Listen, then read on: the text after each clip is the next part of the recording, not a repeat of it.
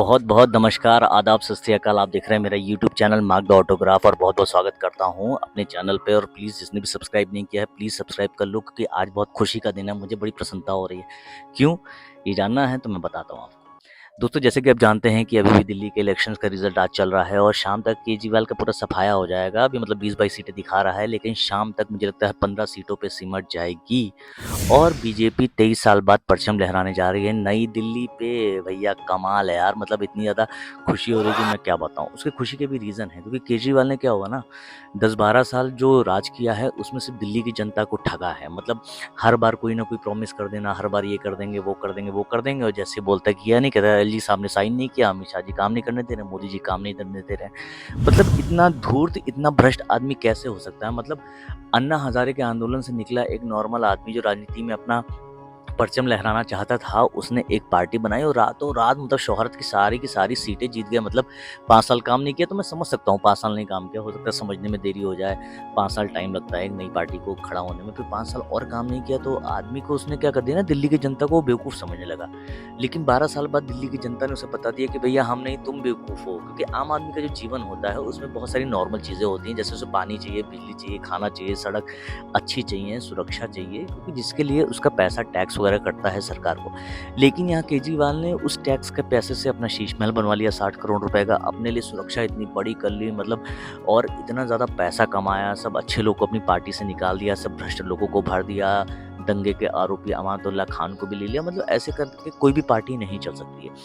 BJP ने वही 23 साल बाद जो है अपनी वापसी की है, और बीजेपी की मैं यहाँ तारीफ करना चाहता हूँ। देखिए, हम लोग कोई भी काम करते हैं ना, अगर एक बार फेल हो गए, 2 बार फेल हो गए, 5 साल फेल हो गए, 10 साल फेल हो गए, चलता है। लेकिन 23 साल बाद उसी मेहनत के साथ किला भेदना, वो भी एक एस्टैब्लिश पार्टी जो 12 साल से राज कर रही हो, अपने आप में काबिलियत की बात है। क्यों? क्योंकि ऐसा होता है ना, जब कार्यकर्ता मेहनत करते हैं तो ऐसे ही जीत होती है। जी हाँ, बीजेपी 23 साल बाद आ रही है और हर बार यही लगता है कि हमारी पार्टी जीत जाएगी। बीजेपी की पहले 4 सीटें थीं, उसके बाद 8 सीटें, और आज वो बहुमत का आंकड़ा क्रॉस कर गई है और आज शाम तक बीजेपी की सरकार बन जाएगी। मैं इतना खुश हूँ कि मैं क्या बताऊँ। उसके पीछे एक रीज़न है। देखो, कार्यकर्ता जो होता है ना, जो पार्टी के लिए मेहनत करता है, उसका एक स्वार्थ होता है। जैसे आम आदमी पार्टी, कांग्रेस, समाजवादी पार्टी, इन सब में होता है कि भैया विधायक जी से हमको ये मिल जाएगा, वो मिल जाएगा, हम स्वार्थ के लिए जा रहे हैं, हम इनका प्रचार कर रहे हैं। लेकिन बीजेपी में ऐसा नहीं है। बीजेपी में जो भी आदमी मेहनत करता है, सबसे पहली बात संघ से जुड़ा होता है, और संघ में कभी ये नहीं सिखाया जाता है कि हमें कार मिल जाए, विधायक जी के द्वारा घर मिल जाए, पैसा मिल जाए। नहीं,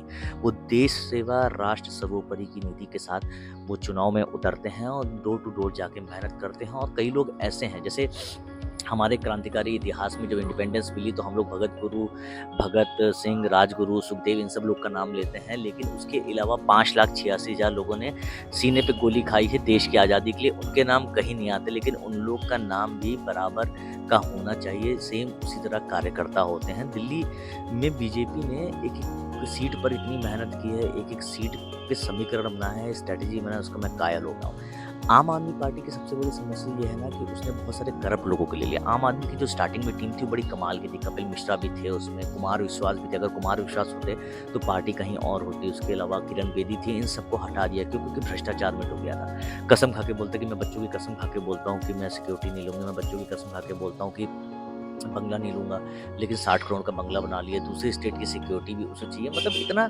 वाहियात आदमी। बच्चों की कसम कौन खाता है? बच्चे की कसम तो आदमी आजकल आइस वाइस भी नहीं खाता है कि नहीं, मैं बच्चों की कसम नहीं खाऊंगा यार। तो इसके लिए मतलब सुनिए, राजनीति ऐसी चीज़ है और ये इतना भ्रष्ट आदमी है भैया कि मैं मतलब क्या बताऊँ। एक तो जेल में रह के आया और बोला कि गांधी जी भी जेल में गए थे। आतिशी मारलेना हमेशा इंटरव्यू में बोलती थी रोते हुए कि शिक्षा जगत के क्रांतिकारी मनीष सिसोदिया की उन्होंने जेल में डाल दी। मनीष सिसोदिया शराब नीति में गए थे जेल में भैया।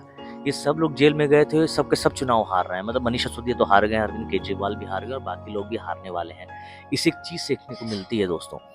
चीज़ सीखने की बात यह है कि जब भी कोई उच्च पद पे आप बैठिए, जो जनता ने आपको पहुंचाया हो, तो अगर आप जनता के लिए मेहनत नहीं करेंगे तो जनता जैसे आपको नीचे से ऊपर बिठाती है, वैसे ही आपको ऊपर से नीचे भी गिरा देगी और एक समय पे आपका सफाया कर देगी और आपका कभी कमबैक नहीं होगा, क्योंकि आपने 12 साल उसके लिए कुछ नहीं किया। इसलिए हमेशा जिस भी पोस्ट पे रहें, हमेशा हम्बल रहें, हमेशा मेहनत करते रहें। देखिए, दिल्ली में कोई सीएम का चेहरा नहीं था बीजेपी के लिए, लेकिन नरेंद्र मोदी के चेहरे पे चुनाव लड़ा गया। नरेंद्र मोदी की सबसे खास बात यह है कि नरेंद्र मोदी जी जो है वो आम आदमी की पहुँच तक है। मतलब आपने कोई भी वैसा प्रधानमंत्री नहीं देखा होगा इतने सालों में जो इतने सारे लोगों से फ़ोटो खिंचवा चुका है। मतलब मोदी जी इतनी सारी रैली, इतनी सारे रोड शो करते हैं, आम आदमी फ़ोटो खींचता है, उसके पास जाते हैं, तो ये सब चीज़ें करते रहते हैं।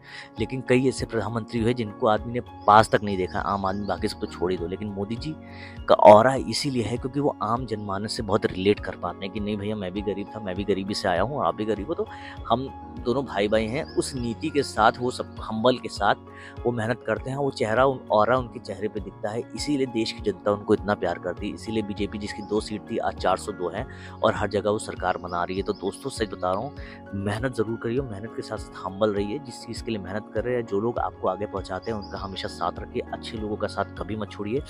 ये चीज़ें आपदा सरकार ने हमको बताया। आपदा सरकार की सबसे खराब बात यही है कि वो इतने भ्रष्टाचार में लिप्त हो गए हैं, इतना पैसा कमाने में लिप्त हो गए। संजय सिंह जो टिकट ब्लैक किया था, आज राज्यसभा सांसद है आपसे, वो वन रूम किचन में रहता था, आज कम से कम 19 फ्लैट और 5-6 बंगलो हैं। ऐसे सोमनाथ भारती अपनी बीवी को बहुत मारता था दारू पी के, ऐसे तमाम अमातुल्ला खान जो दंगे का आरोपी था, ऐसे बहुत सारे लोग हैं जिनको आपने भर लिया और अच्छे-अच्छे पढ़े-लिखे लोगों को बाहर कर दिया। कहने का मतलब ये है कि भैया केजरीवाल ने बोला था कि आम आदमी पार्टी की जब सरकार बनेगी और आप लोग जब बताओगे कि मैं निर्दोष हूँ, तो मैं बताऊँगा, तभी मैं सीएम की कुर्सी पे बैठूँगा। आज पूरी जनता ने बता दिया कि भैया तुम बेईमान हो, सिसोदिया बेईमान है, आतिशी मारलेना, सब के सब बेईमान हैं और देखिएगा कल के बाद सब ईवीएम करवाना चालू कर देंगे, सब धीरे-धीरे जेल जाने लगेंगे और लोकतंत्र खतरे में आ जाएगा भाई।